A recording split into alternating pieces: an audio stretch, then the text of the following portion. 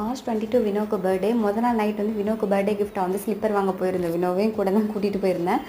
வினோக்கு பெருசாக cake cutting, அப்போ surprise, அப்புறம் புது ட்ரெஸ்லாம் வாங்கி பர்த்டே அன்னைக்கு போடணும் அப்படின்லாம் நினைக்க மாட்டாங்க. நானும் முன்னாடி அதெல்லாம் பண்ணேன். பட் அவங்க அவ்வளோவா சர்ப்ரைஸ் ஆகலை. ஸோ அதான் வந்து இப்போலாம் என்ன வேணும்னு நீயே சொல்லி, என் பட்ஜெட் இவ்வளோ அப்படின்னு சொல்லிடுவேன். அதுக்குள்ளே யூஸ்ஃபுல்லான ஒரு பொருள் சொல்லுவாங்க, நான் வாங்கி தந்துடுவேன்.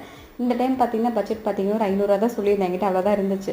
ஸோ அதுக்குள்ளேயே வந்து ஸ்லிப்பர் வாங்கிக்கிட்டாங்க. வேறு எதுவும் எக்ஸ்ட்ராலாம் கேட்கல. நெக்ஸ்ட் டே மார்னிங் எந்திரிச்சதும் விஷ் பண்ணலான்னு பார்த்தா கிச்சனில் கட் பண்ணிட்டு இருந்தாங்க.